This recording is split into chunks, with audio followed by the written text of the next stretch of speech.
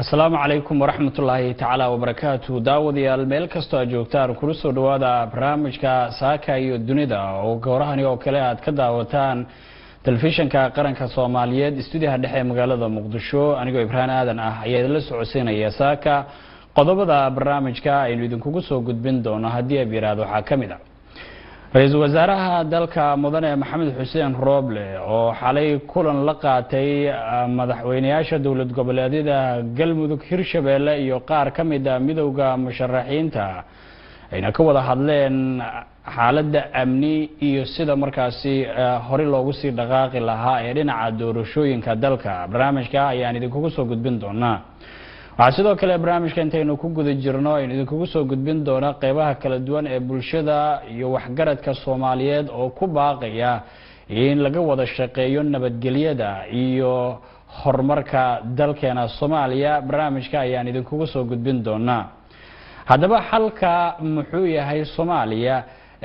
maadaama heshiisyo hordhac la wada gaaray oo xasilooni xilligan la wada dareemayo haddaba waxa arrimahaasi nala falanqeyn doona Maxamed Nuur Qalimow oo markaasi ah falanqeeye siyaasadda gudaha iyo dibadda aniga Ibrahim Aadan Maxamed ayaa la socodsiinaya barnaamijka sidaan hore idinku sheegay waxaan qayb ka noqonayaa barnaamijka xubnihii sportiga oo markaa xiiso gaar ah leh xalay oo Champions League kooxa PSG iyo Manchester City sarkay natiijada waxay ku soo dhamaatay barnaamijka ayaan idinku soo gudbin doonaa iyo wixii kale nagu soo kordha inaga markaa qadka telefoonkana kula xiriiri doona wariyaasheena jooga gobolada dalka iyo sida lagu waabariistay meelaha ay ku sugan yihiin balse barnaamijkan ayaa markaan si toos ah u guda galaynaa daawadayaal meel kastoo aad joogtaan waxaana markaa ku hormaraynaa Ra'iisul Wasaaraha dalka Mudane Maxamed Xuseen Rooble ayaa xalay magaalada Muqdisho kulan waxa uu kula qaatay madaxweynayaasha dawlad goboleedyada Galmudug iyo Hirshabeelle iyo midowga musharaxiinta iyagoona markaa ka wada hadlay sidii loo wada adkeyn lahaa ammaanka caasimadda dalka iyo guud ahaan dalka iyo sida markaasi doorasho dalka ay ugu dhici lahayd haddaba warbixin arrintaas la xiriirta ayaa waxa inoo diyaarisay Nasra Bashiir Cali Ra'iisul Wasaaraha Xukuumadda Federaalka Soomaaliya Mudane Maxamed Xuseen Rooble ayaa kulan la qaatay madaxweynayaasha dawlad goboleedyada Galmudug Hirshabeelle iyo xubno ka tirsan midowga musharaxiinta ka looga arinsanayo xoojinta nabadda iyo xasiloonida caasimadda dalka kadib shaqooyin maalmihii la soo dhaafay ka dhacay wadahadalladan uu hogaaminayay Ra'iisul Wasaare Rooble ayaa qayb ka ah dadaalada lagu doonayo in lagu abuuro jawi nabdoon si loo helo xasilooni lagu qaban karo doorasho dalka ka dhacda waxa ay dhinacyadu isku xog wareysteen arrimaha mudnaanta leh xilligan iyo sida loo dardargeli karo geedi socodka doorashooyinka dalka Ra'iisul Wasaare Rooble oo ka duulayay heshiiskii siyaasadeed ee 17 September ayaa dhinacyada la wadaagay baahida loo qabo in laga wada shaqeeyo sidii xiisadda jirta loo qaboojin lahaa isagoo ku adkeeyay madaxda dawlad goboleedyada iyo midowga musharaxiinta inay qaataan doorkooda kaga aadan nabadda iyo doorashooyinka wasiir ku-xigeenka wasaaradda warfaafinta dhaqanka dalxiiska Cabdiraxmaan Yuusuf Al Cadaalo oo shirka kadib la hadlay warbaahinta ayaa ka warbixiyay go'aanadii ka soo baxay shirka ujeedada kulanku waxay ahayd sidii looga wada shaqeyn lahaa in magaalada Muqdisho jawigeeda nabadgelyada la xoojiyo laga wada shaqeeyo sidii amniga iyo deganaanshaha magaalada gacan looga geysan lahaa isla markaana looga hortagi lahaa wax kasta oo dhibaato ku ah ama dhibaato u keeni kara xasiloonida caasimadda Muqdisho oo aad ogeydeen maalmihii la soo dhaafay inay rabshado ka dhaceen iyo sidii dadka ka barakacay guryahooda ay magaalada ugu soo noqon lahaayeen fariinta nabadana loo gaarsiin lahaa dadweynaha Soomaaliyeed waxa kale oo laga wada hadlay sidii looga wada shaqeyn lahaa in dalka ay si degdeg ah uga dhacdo doorashadii lagu heshiiyay 17 September isla markaana dhinacyada oo dhan ay xoogooda u midayn lahaayeen in la ilaaliyo nabadgelyada dalkana ay ka dhacdo doorashadii lagu heshiiyay dadka Soomaaliyeedna dhammaantood ay u midoobi lahaayeen gacmahana ay isku qabsan lahaayeen loogana fogaan lahaa wax kasta oo dib u dhac ku ah amniga iyo xasiloonida dalka marka shirkaasi si guul iyo safgarad ayuu ku dhamaaday insha Allah taala wuxuuna hordhac u yahay kulamo Ra'iisul Wasaaruhu uu doonayo in qaybaha kala duwan ee siyaasiyiinta iyo bulshada iyo mas'uuliyiinta uu la yeesho taasoo dhammaanteed ujeedadu ay tahay in laga shaqeeyo laba shay oo ah in laga wada shaqeeyo nabadgelyada waddanka iyo in laga wada shaqeeyo sida dalka ay uga dhici lahayd doorashadii lagu heshiiyay nasr bashiir cali warbaahinta qaranka magaalada muqdisho وهجاج نصر بشير علي أد بيومعسن تهاي برامج كان يا ولي كوجود جرنا قيبها هراء مرة دير رئيس وزارها دلكا يو سيدو كلا قار كمدا دولة قبلات دلكا سيدا دولة قبلات كهيرشبه لا يو جل مدوق مدوح ذودي يو سيدو كلا مدوق مشرحين تو أي كلن وضيالنا يان أو لقوا وضع الشقيي حسلوني دا عاصمة دا وقتي قدام بيجي أد حالة دا مر يسكوب الدشي ayaa hadaba waxaan rabaa ina arrimaha siyaasadda dalkeena iyo sida markaasi xilligan meesha aan ku wajahanahay aan wax badan ugu ogaano waxa imika qadka Skype-ka magaalada London ugu jira Maxamed Nuur Qalinlow oo ah markaasi falanqeeye siyaasadda Soomaaliya iyo dibadda bal qalimo marka ugu horeyso ku soo dhaw barnaamijka saaka iyo dunida marka xigta bal waxa faahfaahin naga siisaa xilligan Soomaaliya halkay ku wajahantahay السلام عليكم ورحمة الله السلام يا دوينها الصوماليات رجيسانية مرة لبعض وحنا مبادئين صومال ناشنال تي في مع برنامج كان واحد زمي صوماليين وعلى سواء وناكسن تذكرين مبشرة وعلى قاصة سواء وناكسن وما أنت أوبري وكلا أو نطيت iyaga oo soo maray muddo yar oo gaaban qax iyo dhibaato iyo maaragtay barakac taasoo noqotay mid ummadda Soomaaliyeed ama qof walba Soomaali ku abtirsada naxdin iyo maaragtay Afrika ka qaaday wadankii oo cabsi weyn naga gashay inuu ku noqdo civil war ama xarb ahliga muddada dheer lagu soo jiray muddada 20 sano laakiin siyaasadda xaggeeda la soo dhisay oo dib ugu noqda halkii aanu ka nimid laakiin waa ilaahay mahadi isbedelkii dhacay 48 saac ee la soo dhaafay ahaa isfaham daradii dhalisay in ciidanka qaranka oo yani ciidan qaran isla ah inay fikiraan ku kala duwanaadaan oo xabadii ay isu soo fororiyaan dadkii magaaladu ay ku kaliftay inay qaax iyo dhibaato iyo barakac ay soo wajahaan sida hay'adaha United Nations ay sheegteen ay yiraahdeen من لحدن كل إلا يبقول كل أيها كحدي مقدشو سيدا أيها تشكتي تاسو يعني واحد لو فرحان عين ومدى الصوماليات نهايات ونحضي لكن إسبدل كي أفرسيتك ساعة فرسيتك ساعة الصورة في إسبدل كي أهائن لبدا ما مقابلات شبابين يقل المدلوك إيو رئيس الوزراء وقرعي يريد وحان كل نقونينا هشيسكي 17 سبتمبر taasoo siyaasadii dib u dejisay oo stability-giisu celisay political stability aad baan u faraxsanahay waxaan jecelahay adduunyadu muxaafid iyo mucaarad ugu jira laakiin waxaa laga heshiiyaa waqtiyada doorashada in waddanku una gelin chaos taasoo haddii la galo ay tahay wuxuuna waddanka hore ka baxaysayn laakiin waxaa ilaahay mahadiisa maanta back to normal waddankii uu kusoo noqday caadi reer muqdisho ay dareemayaan nabad ay arkayaan sida hadda sawirada ka muuqata dadkii shalay isdiidanaa oo isla fadhiya oo ka tashanaya sidii hore loogu socon lahaa sidii deganaanshaha kusii jiri lahaa sidii doorashada isla ogol yahay maaragtay loogu socon lahaa qodobkii la isku diiday ee ahaa in maaragtay lagu shaqeeyo 17 September ama heshiiskii siyaasadeed oo dib loogu soo noqdo waxyaabaha shakiga dhaliyay oo extension iyo waxyaaba noocaasana ee maaragtay laga saaray waxaa kaloo iyada farxad in la bogaadiyo mudan in madaxweyne farmaajo isagana uu muddo yar ka bacdi uu hadalkaasi u raacay laakiin uu weydiistay inuu la hadli doono baarlamaanka Soomaaliyeed iyo xildhibaanada Soomaaliyeed waxaan iyaguna leeyahay heshiiskii siyaasadeed ee siyaasiyiintu ay gaareen oo hadda in lagu noqdo 17 September haddii madaxweynaha uu weydiisto si mas'uuliyad ku jirto oo dalka ayagoo damqanaya inay si sahla oo easy oo smooth oo aan oo waliba quick ah ay u ogolaadaan waxa madaxweynaha weydiisto oo aan ognahay inay tahay in lagu noqdo heshiiskii 17 September isagaasna la sii qashimciyo oo waxaa kula jeedaa qodobadii la isku hayay ee technicalka ahaa ee sidii in yani committeegan doorashada electoral committeega dib loo hagaajin lahaa oo la isla ogolyahay la isla meeldhigi lahaa sidii looga heshiin lahaa gedo sidii looga heshiin lahaa xildhibaanada ka imaan doona Somaliland waxaasoo dhan issueski yaryarka aad moodo inuu obstacle ku yahay heshiiskaasi laga qaado as soon as possible na shirki doorashada dib loo galo waddankuna u deganaansho galo qalimow markii hadallada iyo qoraalada wata ay soo saareen dowlad goboleedyada galmudug iyo hirshabeelle sidoo kale ra'iisul wasaaraha ayaa xigay waxaa in badan markaasi jawiga magaaladu ahaa mid aad isku bedelay oo dadkii magaalada ka sii baxayay ay dib uga soo laabtaan laakiin waxaa aad u sii xoogeysatay oo in nabadda iyo isfahamka iyo magaalada muqdisho jawigeedu intaasi ka sii fiicnaado waliba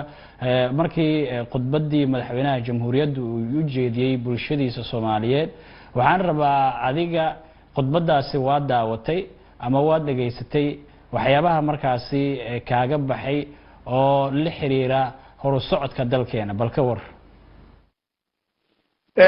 run ahaantii waan dhegeystay weliba live ayaan dhegeystay habeenkii oo ummadda oo dhan ayaa sugaysa waxay khudbad muhiima oo wax way ka bedeli karta siyaasadda Soomaaliya markaa aad u caqlineed oo adeegtan muqdisho ay ahaydba mid barakac ka socday laakiin khudbadaasi iyo heshiiskii labada maamul goboleed iyo ku dhawaaqitaankoodii iyo barnaamijka ku raacay iyo ayaa waxay automatically isu bedeshay siyaasaddii qoryaha ka soo horjeeday in qoryaha la dhigo dadku niyadda ay u samaato dib loo soo marka khudbadiisa haddaan dib ugu noqdo su-aashaada run ahaantii points badanaa ku jiray oo noxo leh waxaana kamid ahaa in maaragtay isna uu gor yahay in lagu noqdo heshiiskii 17 September 17 September iyo in uu weydiisan doono qodobkaas ama arrinkaas uu kala hadli doono baarlamaanka uu sabtida hortegi doono oo iyaguna uu ka codsan doono in ay ogolaadaan in heshiiskii 17 September lagu noqdo wadankuna uu dib ugu noqdo nidaamkii heshiiska siyaasadeed ee marka hore la isla wada ogolaa maamul goboleedyada midowga murashaxiinta dowladda dhammaan la isla ogolaa mideeda kale uu sida badan adduunyada intaan aragnay ama aan akhrinay ama Yurub waqtiyada ay sidan oo kale Afrika sida hadda ay ula daaladacayso dimuqraadiyadda ay maaragtay markaa diistagooda akhriso iyo Afrika hadda mas'uuliyaddaas ku jirto awqiyada doorashada inay noqoto mid la isku qabqabsado ama mararka qaarkood xitaa wadamada xigdaba ama siyaasadooda ku xigda meel ayna ka soo noqon karin waqtiyada electionka doorashada jirto waxaa la ilaaliyaa mas'uuliyadda dalka inaynan ku dhicin meel khatar oo shacabka taabanaysa hadda isqabsigan siyaasadeed waddankeena ka jira qaabkii doorashada loo qaban lahaa iyo arrimahan isbedelay iyo waxay keentay 20 sano wixii la soo dhisaayey la isku soo dhiibayay inay xoogaa ay qalqalgalo taasoo keeni karta xitaa dib loogu noqdo beeshii la geeyay taasoo nasiib darro ah waddanka Soomaaliyeed dib u celinaysa in maaragtay uu galo political chaos dhibaato timaado yimaado mashaakil yimaado ummadda ay nasan weydo hadda iyo soo bilowdana marka ilaahay waa naga badbaadiyey laakiin waxaan farayaa siyaasiyiinta Soomaaliyeed iyo madaxda Soomaaliyeed iyo nidaamada Soomaaliyeed waqtigan waa very sensitive wax walba oo dhaca waxay koos gareyn karaan naf iyo maal waxay koos gareyn karaan dowladnimadeena waxay koos gareyn karaan dhibaatooyin aan la malaysan karin inay muujiyaan mas'uuliyad inay ku soo noqdaan wax walba oo dalkaas iyo dadkaas ku badbaadi karo shacabka Soomaaliyeed khaasatan siyaasadda Soomaaliya markay xumaato waxay dhibaatadoodu toos u taabataa dadka reer Muqdisho oo kuwa canshuurta bixiya hadda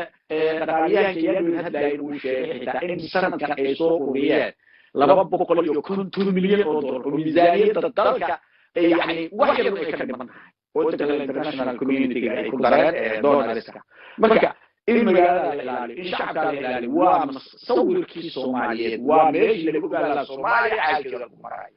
waxaan rajeeyaa in dadka mas'uuliyadda ay qaadaan min madaxweyne ilaa qofka ugu hooseeya please stability-ga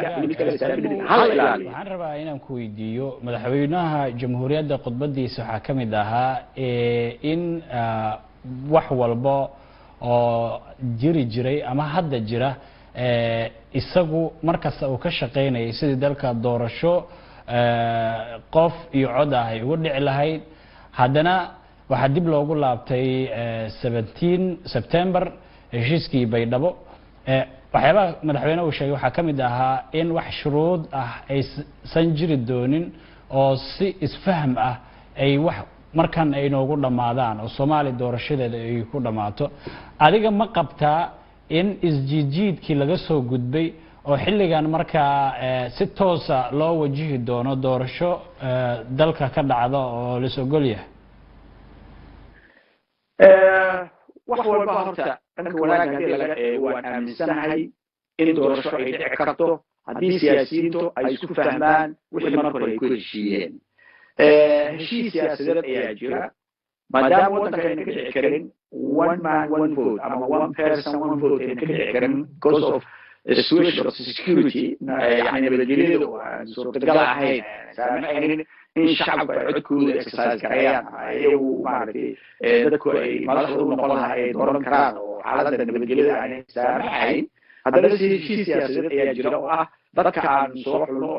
odayaal dhaqameedyadeena iyo ay soo xulaan inay noo dooran doonaan xildhibaano noqon doona madaxweynaha dalka siyaasaddu dalka ay ka socon doonto marka waddanka wax walbaaba waa ka suurtagalaa waqtiyadan oo kale waan aaminsanahay madaxweynaha isagoo xaaladda jirta eegaya iyo nimanka maaragtay xildhibaanada ah maamul goboleedyada madaxda u ah iyo siyaasiyiinta murashaxiinta in waxa anigu waan ogahay 3 points ayaa ugu adag condition la-aan xitaa haddii shirka la isula fadhiisto oo la yidhaahdo la iska daayo laakiin 3 issues ayaa jiro oo haddaan la dejin oo aan la isku fahmin weli ay tahay siyaasad axkaran maxay tahay pointiga koowaad wuxuu yahay guddiga siyaasadda la isku haysto ee caqaladuba ka bilaabatay horta waa kii lagu murmaya dhinac la iska dhigo prime ministerka uu magacaabo guddi la isla ogol yahay oo ay ka qayb galeen maamul goboleedyada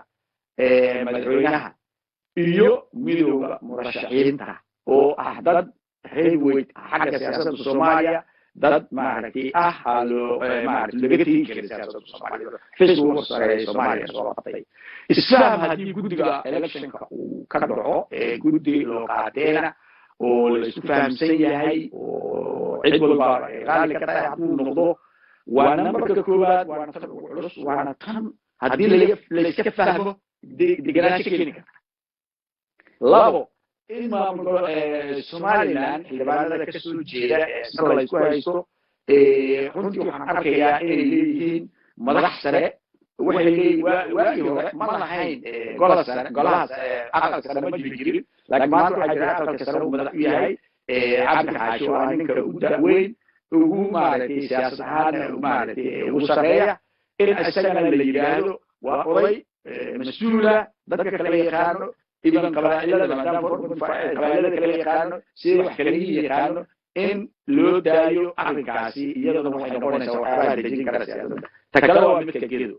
runaantii waxaan ognahay waddankeenu wuxuu noqday waddan federaal ah maanta constitution waxaan ugu qoran inaan nahay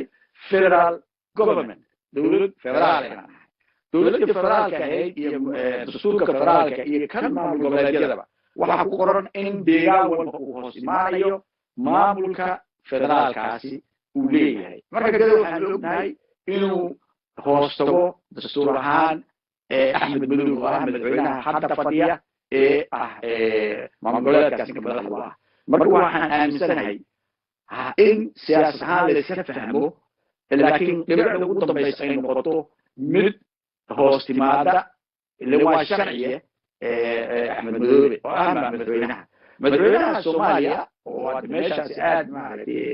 arrinteeda aad maaragtay oo deegaanka uu ka soo jeedo qalqal weyn uu ka jiro xagga siyaasadda oo deegaankaas mas uu hoos yimaadaa sidii axmed madoobe iskala hadlaan arrinkuna sidaa lagu dhameeyaa saddexdaa ishu haddii la dhameeyo bil gudaheeda doorasho lagu aadi karaa madaxweyne cusub ama ha soo noqdo farmaajo oo si sax oo nidaam ah oo la soo geliyaa ku yimid soo noqdo ama nin kale oo markaa Soomaalidu ama xildhibaanada loo soo saaraan ha noqdo oo markaa si deganaan ah la isugu wareejiyo xilka sidii marka hore lagu wareejiyey Mr. Farmaajo oo ah in laba madaxweyne dhinaca ka taagnayn iyadoo la ilaalinayo deganaanshaha dastuurka la ilaalinayo qaranka iyo socodkiisa la ilaalinayo taasaan ku talinayaa qalimo marka arrimahaas laga soo tago beesha caalamku oo siyaasadda Soomaaliya qaarna aad u taageera qaarna galaangal ku leho laftigoodii mararka qaar mushkilad ku noqda Soomaaliya haddana meel kasto ay joogaan way soo wada dhaweeyeen oo isfahamkan xilligan jira soo dhaweyn ballaaran ayay muujiyeen bal taa maxay ka dhigan tahay iyadan maantiya marka waaqiciga loo yimaado international community-ga especially kuwa arrimaha Soomaaliya aad ugu mashquulsan waa kuwa bixiya dhaqaalaha waddanka uu ku socdo mushaharka siiya dadkan Afrikaanka ee lala jooga ciidan ahaan ilaaliya waddanka iyo ciidankeedaba tababar siiya taagan markay siyaasaddu naga qasantana iyagoo ay noqdaan kuwa maaragtay isu kala soo duwa oo isu kala keena oo haddaba xitaa ilaa dhowr jeer ayaa isu keenay hadda laftigeeda isu soo noqodka laftigooda qayb ay ka noqon doonaan sababtoo ah maamulada Puntland iyo Jubbaland waxay already ay sheegeen in international community-gu ay casumaan maahan inayna imaanin taana iyaga laga rabaa siduu dhaqaalaha dalka kusii socon lahaa haddeer waatan aragtay waxoogaa yaraa dhaqaalaha ay joojiyeen wasiirka maaliyadda uu sheegay in dhaqaalaha dalku sagcadda tegey ee muddo dhow lala waayaba mushaarka la bixin jiray iyo markaas ay waddanku waa dhibaato maaragtay galo waayo ciidanka waa in mushaar joogtaa u helaa si joogtaa waa in shaqaalihii dowladdu ay helaan haddii mushaaradooda ay heli waayeenna shaqaalihii iyo ciidankii qaranka waxaa laga yaabaa in maaragtay moraalkooda uu jabo in shaqadii si ay u hayeen ay u hayn waayaan in maaragtay case uu waddanku kalaba marka international community-ga siyaasadaan looga maarmin dhaqaalahaan looga maarmin isu keenkeena looga maarmin haddii ay arrintu naga xumaato aqoonsigaan looga maarmin waxyaabo badan marka very important ay yihiin arrimaha Soomaaliya maa waddan keligiis ku filan dhaqaalahaan isma filna siyaasadahaan isma filna weli waxaan waddan kasoo kabanaya civil war marka we need them aad aan u baahanahay mar walbana waa in la dhegeystayo laftooda sharuucda caalamka way yaqaanaan waxa ay kala talin karaan iyo waxay kusoo faragelin karaan way yaqaanaan waxay kusoo faragelin karaan way yaqaanaan faragelin badan ku yeelan maayaan haddii siyaasadeena ay hagaagsan tahay oo siyaasiyiinta ay isfahamsan yihiin muxaafid iyo muxaaradba laakiin marka la isfaham waayo tan kale ay dhacdo oo nin walbaaba siyaasaddu siduu asagu ay noqoto ama siduu asagu kusoo noqon karo ama siduu uu kursigu ku imaan karo waddankii kees la geliyo ciidankiisa dhacdo kale ay u kala saftaan oo qoryihii la isu soo jeediyo shacabkii barakaco marka waxay noqonaysaa in kusoo fargeliya waa kuqasban tahay waxaa tahay mid kamid ah dowladaha qaramada midoobay ee caalamku u taagan yahay ee 200 ku dhow marka lagama aamusi karo waayo dhibaatada Soomaaliya ka bilaabatay adduunkay saameynaysaa gobolka dhegay saameynaysaa adigu imagine 10 sano ugu horeeyay dagaalada markay dhaceen adduunkay ay saameyn ku yeelatay dhaqaalaha adduunkay saameyn ku yeelatay markii burcadbadeedku ay badaha galeen maraakiibta inay qabsadaan ay bilaabeen caalamka waxaa ku qaaliyoobay waxyaabaha la isu maaragtay la kala iibsado sababtoo ah badeen maraakiibta waxaa marta ganacsiga marka waxay noqotay in insurance-ka caymisyada adduunka ay lacag badan saareen maraakiibta halkaa maraysa iyagana waxay sii saareen badeecadda ay wadaan hadday cunto noqotay hadday qalab kala noqdaanba waxay noqotay bad la mari waayo waxay koos garaysay in dowladihii waaweynaa ciidan u soo diraan dowladaha marka ciidan meesha soo diraan lacag bay koos garanaysaa billionsii koos garanaysaa sanad walba marka ilaalinteedu waxay koos garanaysaa east africa oo aan waddamaan isku dheganahay oo dabkuu sii gaari karaa marka adduunku kaama maaran adigana kama maarantid stability-gaadana wax buu taa haddii maaragtay aad afka dhulka dhigatana dhibaatada kaa dhalatay adduunkay saameynaysaa marka Soomaaliya marnaha moodin ama dadka isnigaan la soo faragelin dhibaatada kaa imaanaysaa dadka koos garaysa marka waa in lagu hagaajiyaa wadada saxa ama pressure lagu saaro ama talaha lagu soo jeediyo ama maaragtay adigu aad garatid waa in must inaad sida aad u dhaqantaa caalamka u dhaqmo marka lagama maarmo siyaasadaan uga maarmin waxaan aaminsanahay in la respect gareeyo hadallada ay leeyihiin amaradooda iyo dhaqaalaha oo ay noo wadaan waa waxaynan ka maarmin aad buu mahadsan yahay maxamed nuur qalimow oo ah falanqeeye siyaasadda Soomaaliya iyo tan dibadda oo qadka Skype-ka isagoo ku jira magaalada London noo waramayay aad buu mahadsan yahay markan waxaan aadaynaa qaar ka mid ah nabadoonada iyo waxgaradka Soomaaliyeed oo kulan ku yeeshay magaalada Muqdisho ayaa waxa ay ku baaqeen in laga wada shaqeeyo amniga iyo isfahamka bulshada Soomaaliyeed iyagoona si weyn u soo dhaweeyay hadaladii dhawaan ka soo baxay dowlad goboleedyada Galmudug Hirshabeelle iyo sidoo kale ra'iisul wasaaraha iyo madaxweynaha Jamhuuriyadda Federaalku waa kuwan iyagoo markaasi bogaadinaya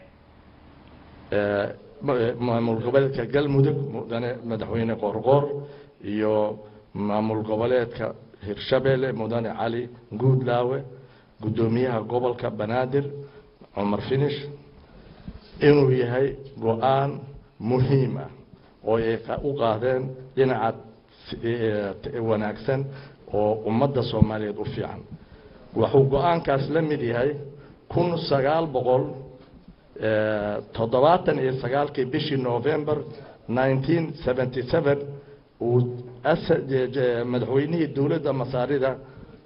Anwar Saadaad uu aga degay caasimadda Israa'iil isaga oo aan la filayn sababtoo ah waxaa ka soo baxay nabad waarta oo maanta ku wada nool yihiin Israa'iil iyo Masaarida oo aad ogtiin cadaawadu inta ay gaartay sidaas darteed waxaan leenahay shirka heshiiska maanta aan noo qaadeen wuxuu la mid yahay heshiiskii Camp David oo ahaa kii ay ku kala badbaadeen dadka Yuhuudda iyo walaalahayaga Carabta ee ku wada nool gobolka Bariga Dhexe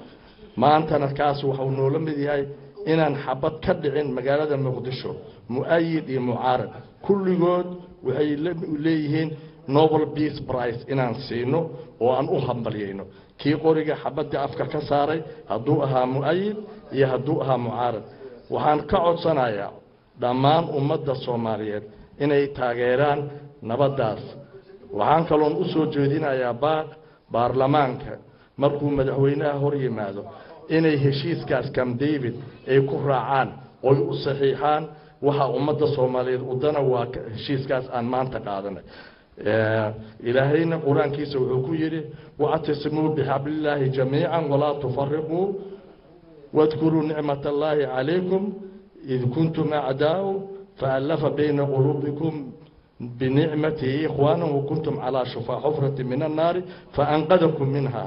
كذلك يبين الله لكم الآيات لعلكم تهتدون آيات سامانتا مقالة مقدشو كوها قوغتي إلهي نوشيغي أيضو بالرمضان أيتهاي أيضو أيتها بالبركيسا إلهي إنه بدبات شينا مهدها كقارت وأمهد علينا مركه روحان ربائنا أمهد علي إلهي وإلهي واحد كاين أنتين خلغي إيضا الإسلام النقدقي markan labaad waxaan rabaa inaan u mahad celiyo xafladan quruxda badan dadkii soo agaasimay marka saddexaad waxaan rabaa inaan mahad celiyo akhyaarta sharafta leh ee karaamada leh ee nin walba meel ka yimid magaalada Xamar meel ka yimiday ayaan ayagana u mahad celinaya oo ka soo qayb galay xafladan marka afaraad waxaan rabaa inaan taabto arrintii meeshan shalay iyo hamiin hore iyo xalay ka dhacday ee sharafta badneed oon ku faraxnay oo ummadda Soomaaliyeed ku faraxday intii wanaaga jecel intaan jeclayna kuma jirto ku farxeen ee ka soo maaxatay markii ugu horeysay madaxweynaha galmudug madaxweynaha hirshabelle ku raacay wasiirka koobaad Rooble ku sii raacay haddana oo si fiican u ayiday oo u magaciisiyay madaxweynaha jamhuuriyadda Soomaaliyeed intaasba waxaan ugu mahad celinayaa waxaa la yiri haddaad hal qof naftiisa badbaadiso waxay la mid tahay adoo ummadda dhan badbaadi raggaas waxaan u bixiyay anigu badbaadiyaashi ilaahayna waxaan ka baryaa in ilaahay weynayo waaxidkahay oo ka dhigo kuwii nafa badan badbaadiyay oo ayagana ilaahay badbaadi intaasi kadib waxaan meesha u fadhinaa oo isugu nimidnay ummadda Soomaaliyeed annagoo ah haddana beesha hawiye ah nabadoonnadii ah ugaasyadii ah akhyaartii dhameed ah oo qofka maqnaan adag siyaasiyiin dhalinyaro waxaan leeyahay waxaan taageeraynaa oon si cad u taageeraynaa go'aankii ka soo baxay madaxda sare ee qaranka Soomaaliyeed ka soo baxay ayaan taageeraynaa waxaanan leenahay meesha aad ka bilowdeen ku sii wada dib ha uga noqonina doorashadu ha dhacdo madaxda xildoonka ah oo musharaxiinta ahna si wanaagsan u soo dhoweeya wakhtigii hore oo la isfiirfiirinayey waa dhammaatay xalay iyo shalay dhammaatay ilaahay idankiis waxaan leenahay soo dhoweeya wada hadla doorashaduna ha socoto ilaahay idankiis waxaan leeyahay dadka reer muqdishow xalay iyo habeen hore iyo habeen ka horreeyey iyo shalay iyo daraad naxdin iyo magaciisa aad ku jirtiine haddana rayn iyo farxad ku jira una duceeya dadkii waxaan ka soo shaqeeyey asalaamu calaykum waraxmat ullaahi wabarakaatu hagaagee qaybihii ugu dambeeyey ayaanu markaan isu soo gaarnay barnaamijkeeni goordhow ayaanu soo gunaanadi doonaa laakiin sportiga ayaanu aadaynaa xalay waxaa la cayaaray hal kulan oo koobka loogu jecel yahay ee qaaradda yurub ee la yidhaahdo uefa champions league laba kooxood aan noloshoodii ama intii ay jireen aan weligood ku guuleysan koobkan ayaa semifinal wada cayaarayay waa kooxda kubadda cagta ee Paris Saint-Germain iyo kooxda Manchester City garoonka kooxda kubadda cagta Paris ayaana kulankaasi uu ka dhacay waxaana ciyaartaasi ku soo ilaatay 2-1 oo kooxda kubadda cagta Paris loogu adkaaday oo kooxda Manchester City ayaa ku adkaatay lugta xigta ayaa waxa ay ka dhici doontaa garoonka kooxda kubadda cagta Manchester City waxaana markaasi la rajaynayo lama oga cidda ay guuleysan doonto oo koobkan finalka imaan doonta laakiin labada kooxood kale ee Chelsea iyo kooxda kubadda cagta Real Madrid ayaa habeen hore iyaguna 1-1 ku soo ilaatay ciyaartoodii garoonka kooxda Real ayaana kulankaasi ka dhacay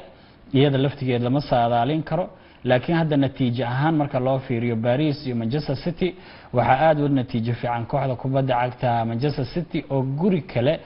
away goal oo 2 goal markaasi ku soo dhalisay taas oo ka caawin karta hadii ay ka xirato goosheeda ama ka ilaashato marka gurigeeda ay joogto kooxda Paris taas ayaa ka dhigi karta in Manchester City finalka abid markii ugu horeysay ay soo tiigsato koobkan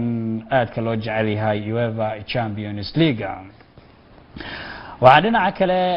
markaa jiray xalay hal kulan oo markaa dhinaca La Liga dalka Spain isaga la ciyaaray oo markaa wada ciyaareen kooxda Atletico Bilbao iyo kooxda kubadda cagta Real Valladolid waxaana ciyaartaasi ku soo ilaatay 2-2 oo markaa ay ku heshiiyeen labada kooxood oo ay isla dhaafi waayeen sidoo kale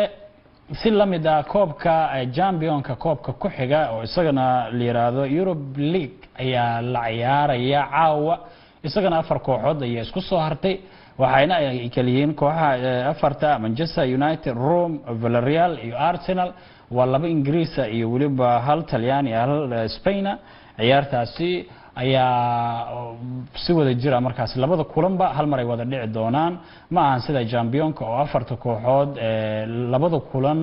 min hal habeen ay dhaceen hadaba kulamada caawa waxay isku arki doonaan sidan Manchester United ayaa garoonkeeda Old Trafford waxay ku soo dhaweyn doontaa kooxda kubadda cagta AS Rome oo dalka Talyaaniga ee magaalada Roma ee caasimadda dalka Talyaaniga ka socota iyo sidoo kale waxaa wada ciyaari doona kooxda kubadda cagta Villarreal ayaa iyadana gurigeeda ku soo dhaweyn doonta kooxda kubadda cagta Granada iyadana labadaasi kulan kulay lug hore waaye lug dambana way dhinaan doontaa oo Manchester ayaa Roma aadi doonta Villarreal ayaa Arsenal aadi doonta laakiin natiijada lama saadaalin karo oo markii ugu horeysay oo Villarreal ku guuleysto koobkan ama Rome ayaa macquul noqon karta ama Manchester United hore dhowr mar ugu guuleystay Arsenal la arki doonay wixii ka dhici doona dhinaca iyo Spain hal kulan ayaa caawa la ciyaari doona ee La Liga dalka Spain waa kooxda Granada iyo sidoo kale Barcelona ayaa wada ciyaari doona caawa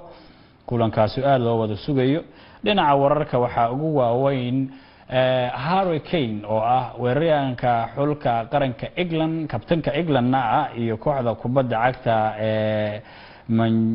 Tottenham Hotspur ayaa waxaa la leeyahay waxa uu macsalaameyn doonaa xilli ciyaareedkan markii uu dhamaado kooxda kubadda cagta Tottenham Hotspur ciyaaryahankan waxaa la leeyahay weligiis wax koob kuma uusan guuleysan waxa uu aad ugu rajo weyn yahay isagoo intaas oo goolal dhalinayo oo haddana aan natiijo fiican gaaraynin koobkii EFL Cup-ka dalka Ingiriiska lagu ciyaaray ayaa final wada joogeen iyaga iyo Manchester City laakiin koobkii waa laga qaaday waxyaabaha niyadjabka u keenaya ciyaartoyda ayaa kamid ah in koob aysan ku guuleysan xilli ay aad u jecel yihiin in markaasi magac iyo maamuus dunida ay uga tagaan Harry waxa la leeyahay waxa macquul ah inuu ku biiro kooxda kubadda cagta Manchester United ama kooxo kale oo sida Real Madrid iyo Barcelona ayaa meelahaas ayaa sidoo kale rajo weyn ay ka qabay leeyahay ciyaaryahankan waxa kale oo la leeyahay xulka qaranka England ayaa la soo hormariyay koobka Europe tartanka Europe 2020 iyo 2021 kulamada markaasi ama shaxda oo macalinka dalka Ingiriiska uu soo xulin doono waxaana la leeyahay hadii isagu markaasi sida saadaashu tahay uu ciyaartoyda soo xulin doono macalinka ayaa waxa la yiri goolhayaasha waxa uu soo qaadan doona ciyaaryahanka lagu magacaabo Jordan Pickford Nick Pope iyo sidoo kale Dean Henderson oo saddexdaasi goolhaya ayuu soo qaadan doona leeyahay waxa macquul ah daafacyadu uu macalinka soo u yeeri doono ayaa kamid ah Kyle Walker iyo John Stones Harry Maguire Ben Chilwell ninka la yiraahdo Luke Shaw Alexander Arnold Eric Dyer sidoo kale Mings iyo Connor Cody ninka la yiraahdo qadka dhexe ciyaartoyda laga yaabo inuu markaa uu soo qaato waxa kamid ah Phil Foden Mason Mount Rice ninka la yiraahdo Jess Lingard Kyle Phillips Bernham Jack Grealish John Hanson James Wood Bowes ninka la yiraahdo weeraryahanada waxa macquul ah inuu soo xusho ayaa leeyahay Harry Kane Raheem Sterling Marcus Rashford John Sancho iyo ciyaaryahanka Calvert-Lewin la yiraahdo oo Everton u ciyaara ciyaartoyda maqnaan doonta oo loo saadaaliyay iyaguna inuu markaas macalinka u yeeran doono waxa kamid ah Trippier ninka la yiraahdo Reece James Michael Keane Ben Covey iyo Aaron Wan-Bissaka iyo Konza ninka la yiraahdo Bukayo Saka sidoo kale James Mason Greenwood iyo Wiggins ninka la yiraahdo Bedford ayaa kamid ah iyo Danny Ings guud ahaan barnaamijkan ayaa halkaa kusoo gunaanadaya anigoo Ibrahim Aadan Maxamed ayaa idinla socodsiinayay barnaamijka waxaa dhinaca kamerada iga caawinaya Daadir Haruun halka dhinaca farsamada guud barnaamijkan too soconayay Najiib Cigaal oo ahaa inta barnaamijkan oo kale aan kulmayno waxaan leenahay sida iyo nabadgelyo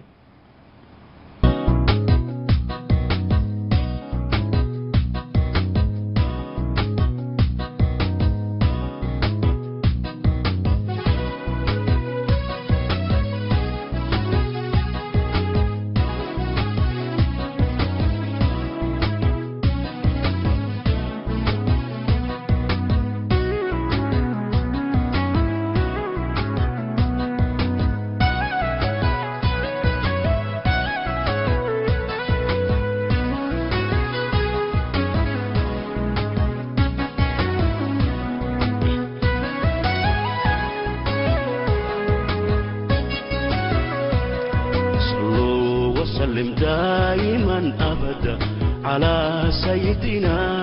ونبينا محمد الأمين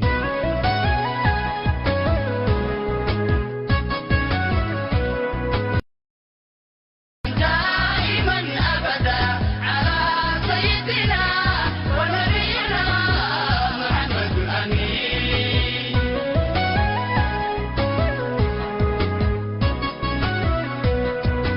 داعته نبيكم لقو ديدو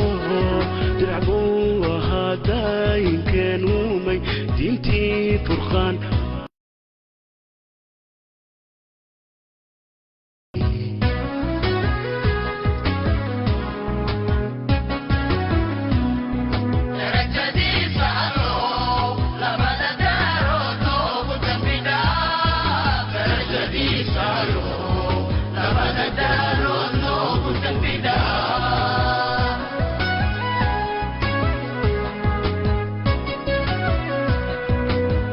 عدوها نبي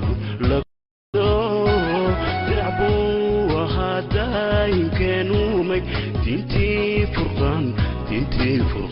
ولا بصوت تشيري